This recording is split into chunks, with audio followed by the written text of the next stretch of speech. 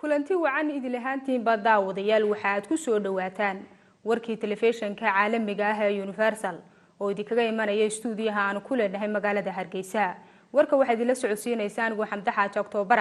qodobada aad warka ku daawan doontaan waxaa kamid ah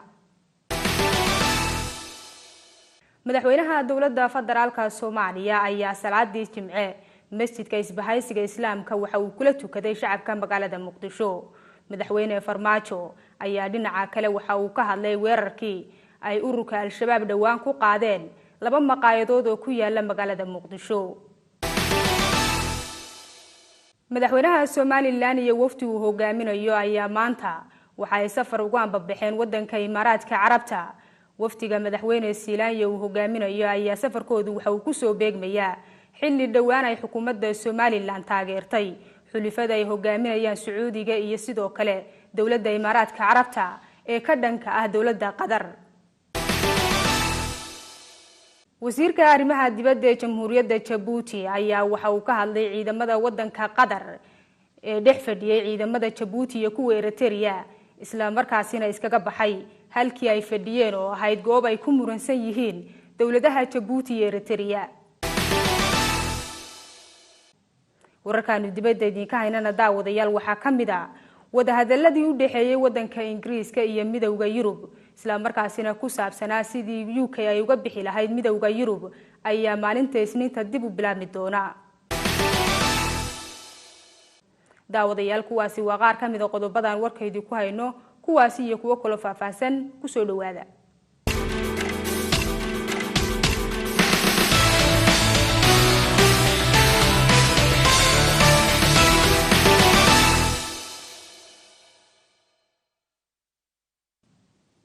mar kale kulanti wanaagsan idil ahaantiin baddaawadayaal waxaad ku soo dhawaataan warkii oo fidsan. madaxweynaha Jamhuuriyadda Federaalka Soomaaliya mudane Maxamed Cabdulaahi Farmaajo ayaa maanta salaadii Jimce masjidka isbahaysiga Islaamka waxa uu kula tukaday shacabka magaalada Muqdisho. madaxweyne Farmaajo ayaa waxa uu cambaareeyay weerarkii ay dhawaan ururka Al-Shabaab ku qaadeen laba maqaayadood oo ku yaala magaalada Muqdisho. faafahinta warkani waxa magaalada Muqdisho inooga soo diray wariyahayaga Cabdicasiis Okey. madaxweyne Maxamed Cabdulaahi Maxamed Farmaajo ayaa dadweynaha magaalada Muqdisho maanta kula dukaday salaadii Jimcaha masjidka isbahaysiga Islaamka ee magaalada Muqdisho. madaxweyne Farmaajo ayaa ugu horeyn waxa uu si adag uga hadlay weerarkii Al-Shabaab ay ku qaadeen laba maqaayadood oo magaalada Muqdisho ku yaala maalin ka hor. sida ogtihiin daraad dad masaakiin oo meel ka qaxweynayo oo waqti Ramadaan ku jira yaa dad sheeganaya magac diin ku socda waxay laayeen waxa la wixii meesha joogay caruur ahaa gabdha ahaa duqay ahaa oo meesha ku afuray maxay galabsadeen maxay geysteen dadkaasi waxa lagu laayay magac muslim yaa lagu laayay muslimkee way kan qaba in dadka la laayo in naf la xalaalaysto diintee qabta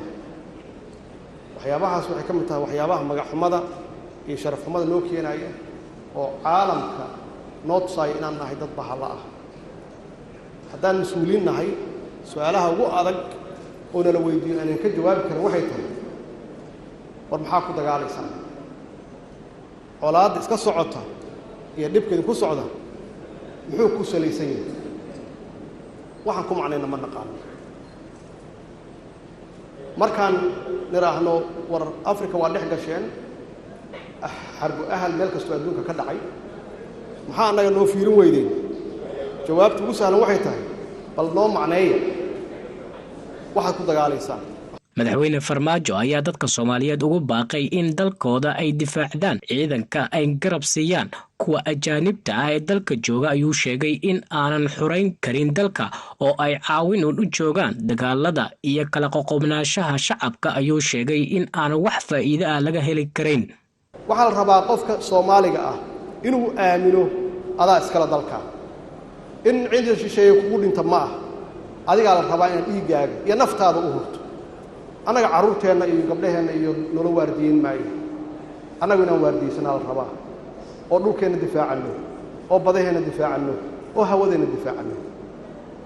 taasna waxay ku imaanaysaa qof walba oo Soomaali ah meel kasta ha joogo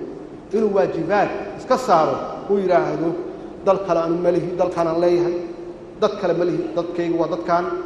waxba kuma kala duwan diin kaliyaan leeyahay waa diin islaam diinta ilaahay waxaan ku raahdaa ugu fiican ilaahay soo dejiyo weeye walaalayaal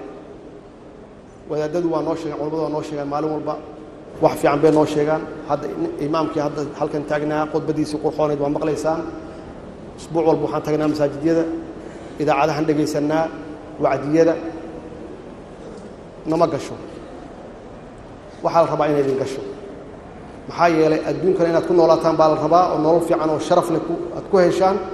aakhirana wixii adduunka aad ka shaqaysataan unbaad la tegaysaan oo wanaaga haddii aad meeshaa ku dhibaataysan tahay macnaheedu waxbaa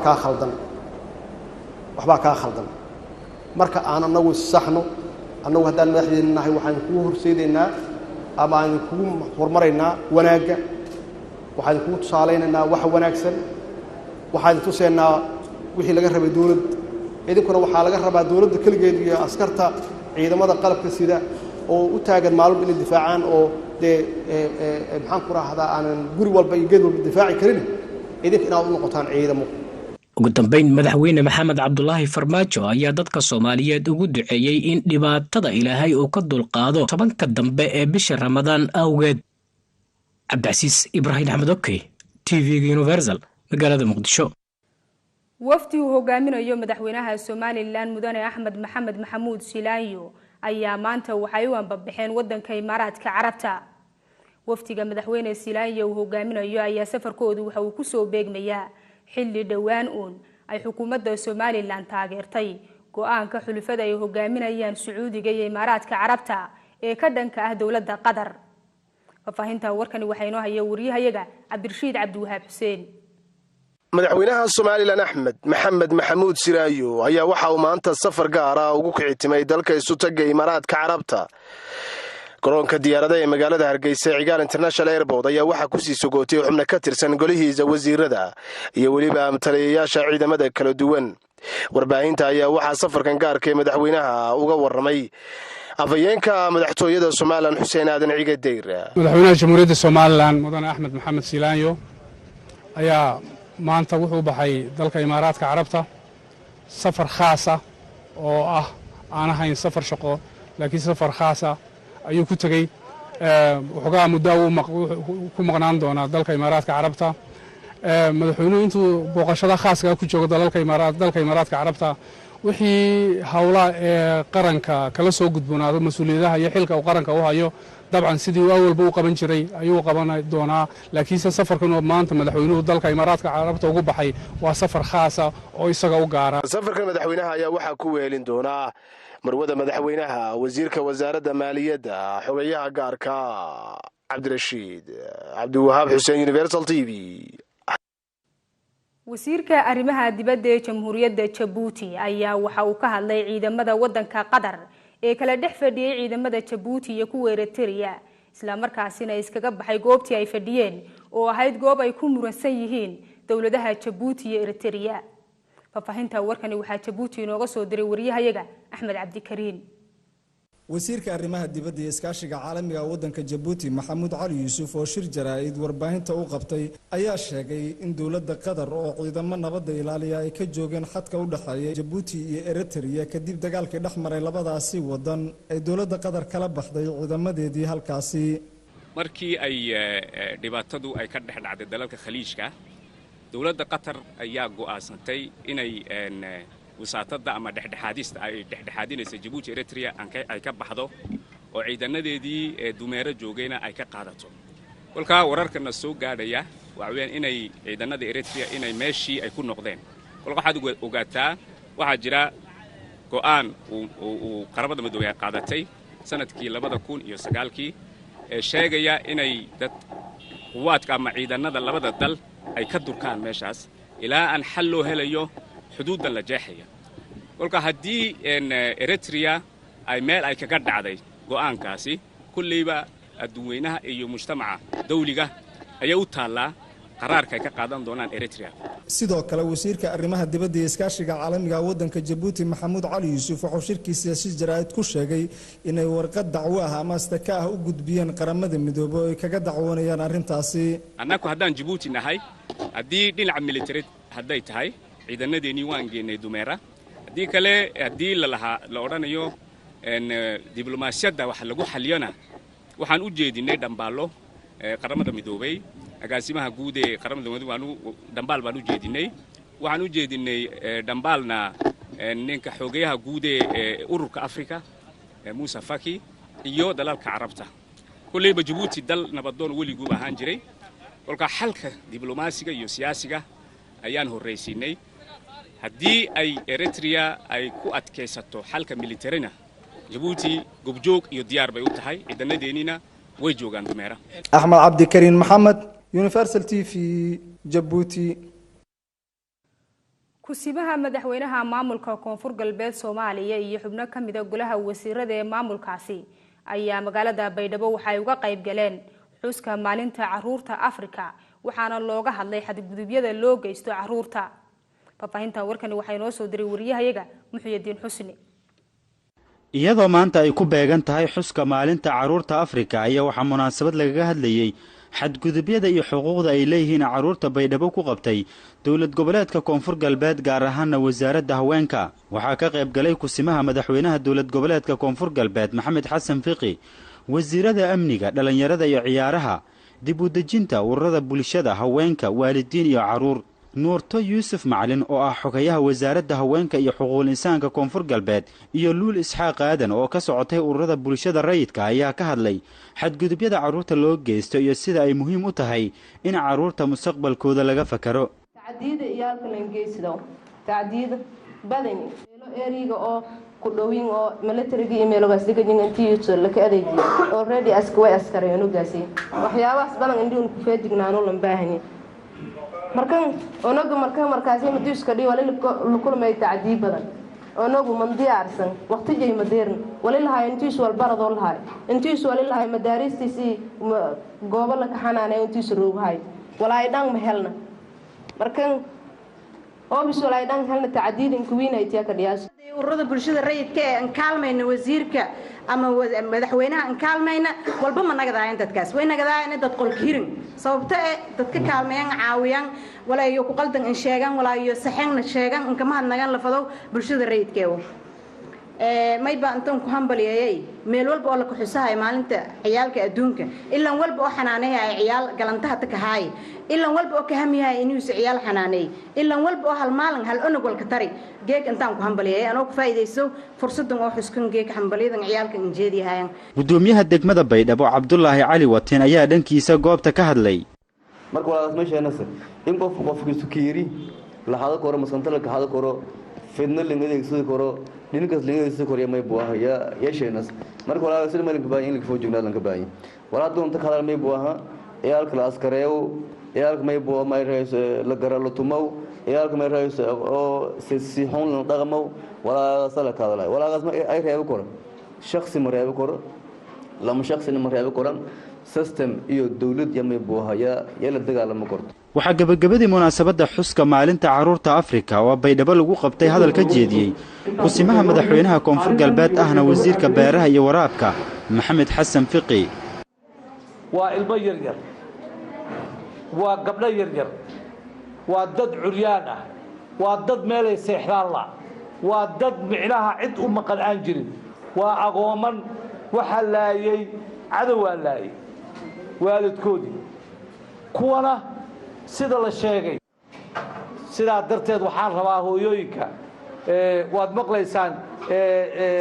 hooyo 9 caruur ah oo agoon ah korinayso oo haddana shaqadii ummadda u idmatay inay qabato u diyaar ah ayaa nagu jira micnaha dadka micnaha waxay muujinayaan kartida iyo dadnimada la sameeyo ayaa wax kasta ay ku xiran yihiin waxaan rabaa halkaa inaan uga mahadceliyo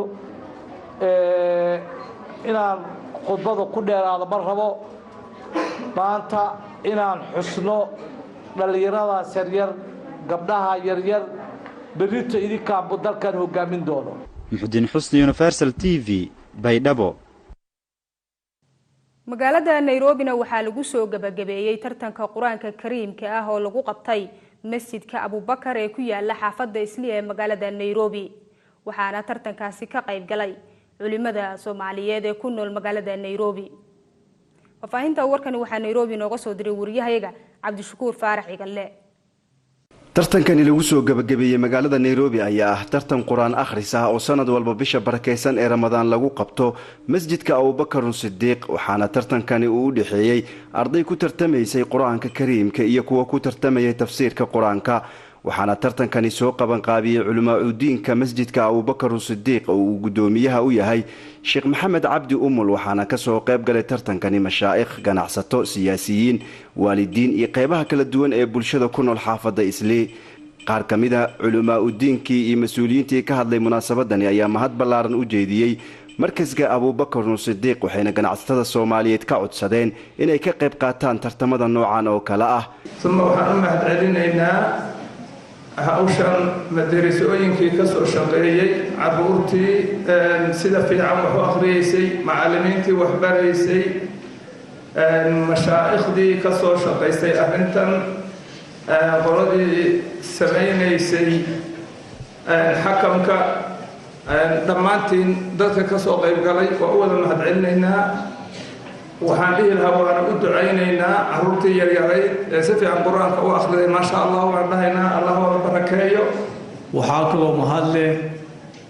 dadkii arrintan intuu soo fikireen oo intaasoo muddo ay qaateen waxaa lagu yidhi tartankan wuxuu soo socday muddo qariibu 10 sano iyo dhowr oo intaasaytu soo wadeen aad bay mahadsanyihiin waxaan rabaa ardayaalka deganayso secondary schoolyaalka oo diinta muslimkana saan maanta shaahid u noqonay sida wanaagsan u barteen in ma aragtay macallinimo ma dhihi karin guddigooda macallimiin ha noqdeen ilaa dhakhtariin baan u baahannahay engineers baan u baahannahay waxyaalo badan ayaan u baahannahay laakiin qaarkiin waa in aad ma aragtay macallinimo aad qaadatiin Bakar Sidiiq oo soo qabanqaabiyay musaabaqadan Ilaahay subhanahu wa ta'ala culimadiisa iyo macallimiinta iyo inta ka soo shaqeyso dhan Ilaahay subhanahu wa ta'ala ka abaalmariyo run ahaantii waa arrin aad iyo aad loogu farxo waxaan rabay inaan idhaahdo mashruuca oo tartanka quraanka ilmaha lagu dhiirigelinayo waxaan dhihi lahaa dadka ganacsatada ah oo wax haysta shirkadaha hawshaas insha Allah taala hal la xoojiyo hal lagala qayb qaato in la sii waasiciyo ayaan jecelahay oo waliba aan kala qaadno qaybta tafsiirka iyo qaybta xifdiga laba qaybood oo kala madax bannaan inaan ka dhigno oo mid walbana abaalgudkeedu gooni u yeelato waxaan leenahay dadka Ilaahay awoodda siiyay hawshaasi garabana lagu siiyo insha Allah taala laga qayb qaato qodobka labaad karaamada quraanka waad aragtaan oo ilmaha yarkee maanta 400 kun qaatay waalidkii dukaan buu u furay Ilaahay fadligiisu waa bal ilmo intuu secondary ka baxay oo keenay oo number 1 keenay oo iskuulka ka baxay 400 kun maalmo gudahood waalidkii ugu soo hooyay idinku keenoo kaas barakadiisu say u bilaabatay way ilmo yar ma qaano taqriiban ilmahaasi 10 iyo dhowr sano jiraan weeyay haduu 10 dhaafi wax badan ugu darmanin Soomaa tayib midka ugu liita waa midka reerkii uu ka soo jeedo dhan ciidoodii maanta bixiyay way gabagabadii munaasabadani ayaa waxa abaalmarin qaali ah la gudoonsiiyay ardaydii kaalimaha hore ka galay tartankan quraanka ee bisha barakeysan ee Ramadaan Cabdishakuur Faarax Igalle Universal TV Nairobi qaar ka mid ah xubnaha golaha wasiirada ee maamulka Puntland ayaa xarunta masjidka Al-Huda ee magaalada Garowe waxa ay kaga qayb galeen daahfurka tartanka quraanka kariimka ah oo sanad waliba la qabto bisha barakeysan ee Ramadaan faafahinta warkan waxa inoo soo diray wariyahayaga Umar Maxamed Soomane أعوذ بالله من الشيطان الرجيم قل إن كانت لكم الدار الآخرة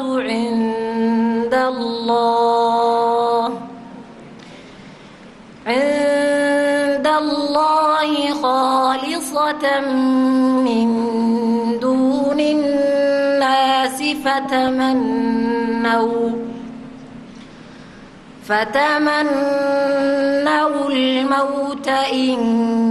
كنتم صادقين.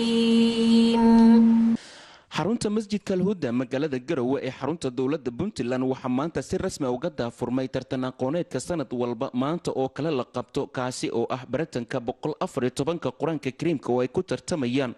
arday laga soo xulay dugsiyada qur-aanka kariimka ee ku yaala gudaha puntland iyadoo sanadkan 34 arday oo laga soo kala xulay degmooyinka 9 gobol ee puntland ay tartankan xarunta masjidka alhuda ee magaalada garowe ay kaga qaybgeli doonaan. sheekh axmed yuusuf daad oo ah gudoomiyaha guddiga qabanqaabada tartanka qur-aanka kariimka bisha barakaysan ee ramadaan ayaa warbaahinta sharaxaad kooban ka siiyey muhiimadda ugu weyn ee laga leeyahay in la qabto tartanka qur-aanka kariimka.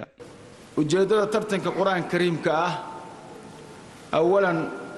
kor u qaadidda kitaabka alleh iyo ku dadaalidda xifdigiisa. lambarka labaad ku dhiirigelinta ummadda muslimiinta ah daryeelka kitaabka alle subxaana wa tacaala jalla jalaaluh. lambarka saddexaad soo saaridda jiil ummadda ku hogaamiya kitaabka alleh kana shaqeeya dacwada iyo faafinta diinta islaamka. waxaa ka mid a kor u qaadidda macnawiyaalka xufaadda qur-aanka kariimka ah. waxaa ugu dambeeya isbarashada dadka xifdisan kitaabka ilaahi subxaana wa tacaala jalla jalaaluhu. waa ujeeddada tartanka loo qabtay. qur-aanka allaha naga aqbalo, qur-aanka kor allaha nooga qaado, qur-aanka ilaahay hana fahamsiiyo. culummada soomaaliyeed iyo umma soomaaliya difaaceenna aan haysanaa oo keliya waa qur-aankan weykeed. ilaahay inaan la hortagno allaha noo qoro. wasiirka cadaaladda puntland salax xabiib xaaji jaamac ayaa ka sokow bogaadinta qabashada tartanka qur-aanka kariimka kadib sheegay in xukuumadda ay wado qabanqaabo xoogan oo loogu jiro dhismaha macad weyn oo culumta diinta islaamka lagu baran doono. marka maxad culuumul qur'aan baan u baahannahay qiraa'ooyinka kale lagu barto hor u socod leh. marka insha allahu anaga ka dowlahaan jutigaas waa gelinaa sanadkan inayto qayb weyn aan ka qaadano, aan dhagaxdhagiisa sameyno, aan dadaalno. insha allah waxaan rajaynaynaa shacabkii dadka in lagala qayb qaato soo barnaamijka u hirgeli lahaa, macadka u hirgeli lahaa si ardayda hor ugu sii socdaan. sababtoo qaarkood waa iskala weynaanaya inay dugsiga ku noqdaan shalay dee qur-aanku waa dhameeyey maxaa meesha liigu hayaa. sanad walba marka la gaaro 10ka dambe bisha barakaysan ee ramadaan xarunta masjidka alhuda ee magaalada garowe waxaa sidan oo kale uga daahfurma qabashada tartanka qur-aanka kariimka iyadoo ardayda ku soo baxda kaalmaha hore la guddoonsiiyo hadiyada qaali ah oo ay ka qayb qaataan ganacsatada ka howlgasha gudaha puntland. cumar maxamed somane, universal t v, garowe. gudoomiyaha maamulka hirshabeelle mudane cismaan bare maxamed ayaa waxa uu ku baaqay in si degdeg ah loo joojiyo dagaal beeleedyada ka soconaya degmada Matabaan ee gobolka Hiiraan. waxaanu sidoo kale uu ku baaqay in dagaalkaasi lagu bedelo wada hadal. faafahinta warkani waxa inoo soo diray wariyahayaga Ismaaciil Cabdulle Sabriye. gudoomiyaha baarlamaanka dowlad goboleedka hirshabeelle cismaan bare maxamed ayaa maanta shir jaraa'id uu ku qabtay magaalada Jowhar ee caasimadda dowlad goboleedka hirshabeelle ku baaqay in si degdeg ah loo joojiyo colaad beeleedyada ka socda degmada Matabaan ee gobolka Hiiraan. waxaan shirkeenan maanta ku saabsan jaraa'id baaq aan u dirayo beelaha walaalaha ah ee ay dirirtu ku dhaxmarayso hirshabeelle gaar ahaan gobolka Hiiraan degmada beledweyne. walaalahaas waxaan leeyahay walaalayaal xabadda hala joojiyo. baaqaasna waan dirayo anoo ku hadlayo magaca dowlad goboleedka hirshabeelle gaar ahaan baarlamaanka dowlad goboleedka hirshabeelle. waxaan baaq nabadeed u dirayaa beelaha walaalaha inay joojiyaan dirirta halkaa ku dhexmarayso. maanta looma baahna dhowr iyo 20 sano kadib. waxaan leeyahay dagaalkaas ha lagu bedelo wada hadal, ha lagu bedelo muxuu ahaay nabadgelyo. ha lagu bedelo islaax bayna annaas. mar labaad iyo mar saddexaad waxaan leeyahay shacabka dhibaataysan ee dhibaatada faraha badan leh ee abaarihii kasoo kabsanaya,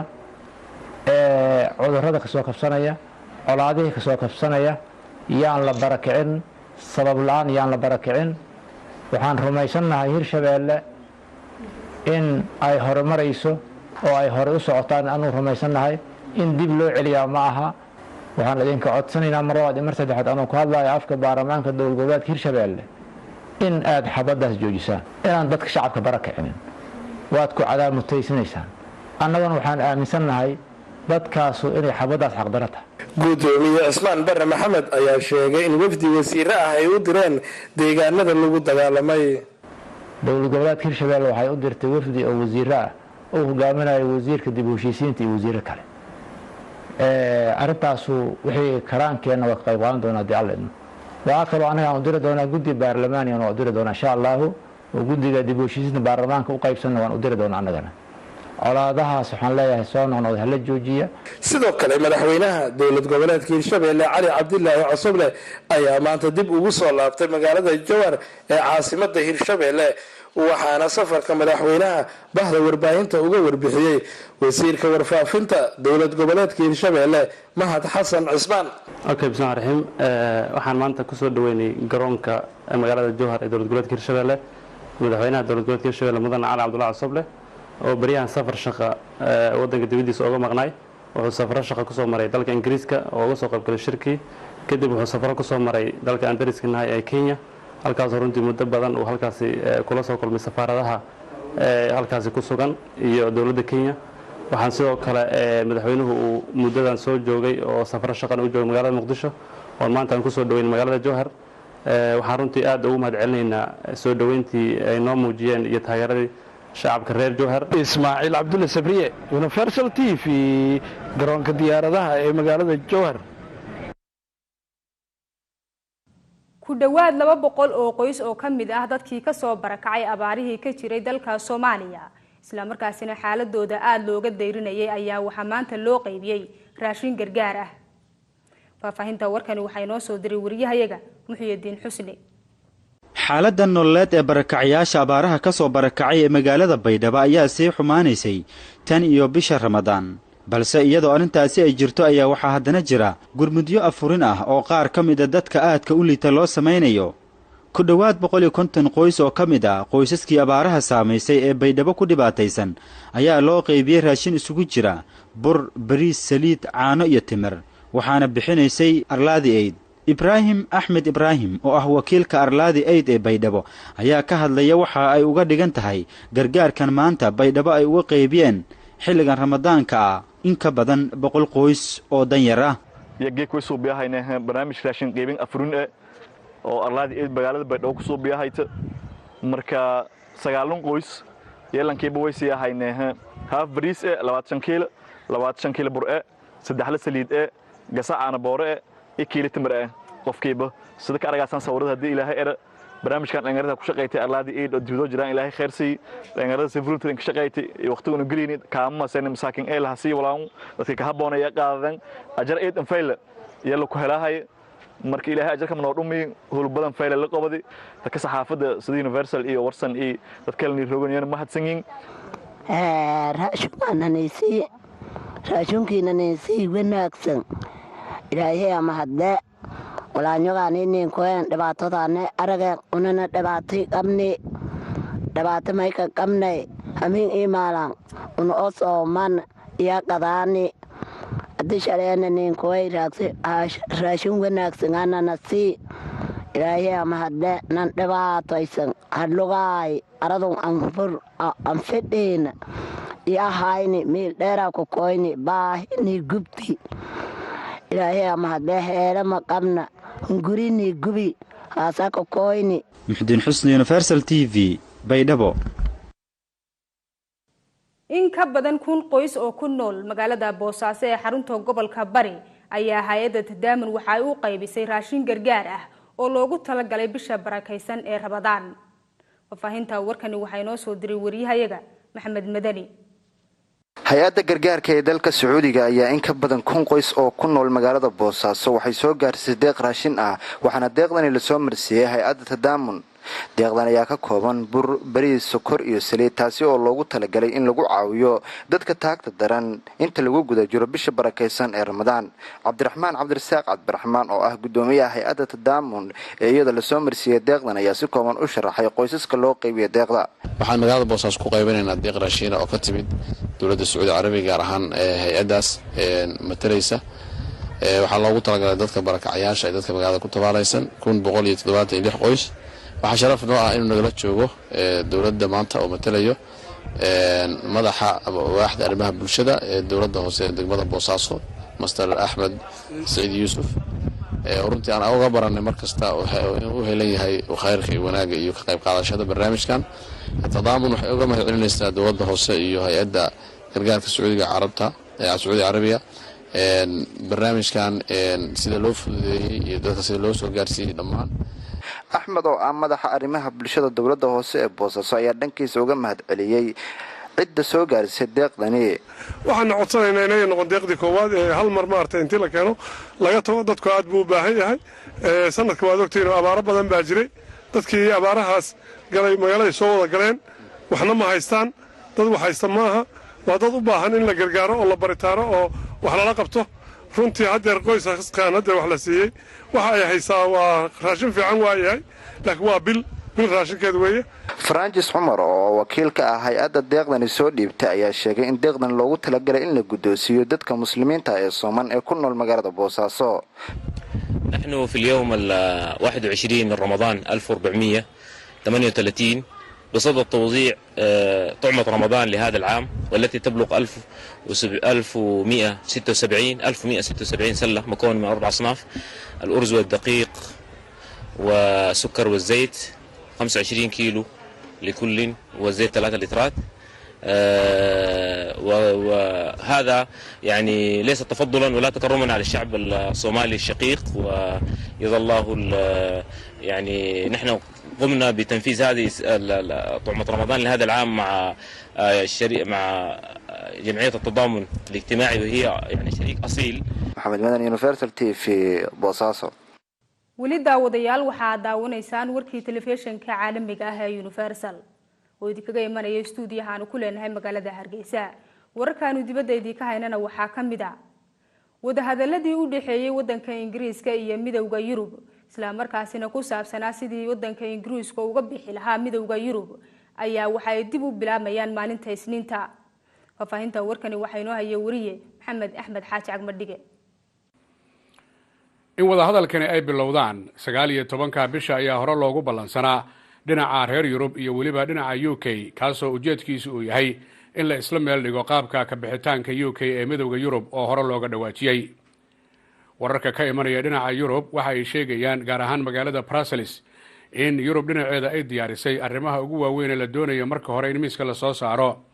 taasi oo loogu horeysiinayo arrinka ku saabsan dhinaca lacagaha laga filayo inay ka yimaadaan dhinaca UK ee dhinaca u socda ee reer Yurub iyo waliba xuquuqda ay lahaanayaan dadka u dhashay reer Yurub ee ku dhaqnaan doona ama degan wadanka UK. dhinaca kalena dhinaca UK wararka ka imanaya waxa ay sheegayaan in iyaguna ay diiradda saarayaan in wadahadalka bilowgiisa ay barbar socdaan arrinta ku saabsan mustaqbalka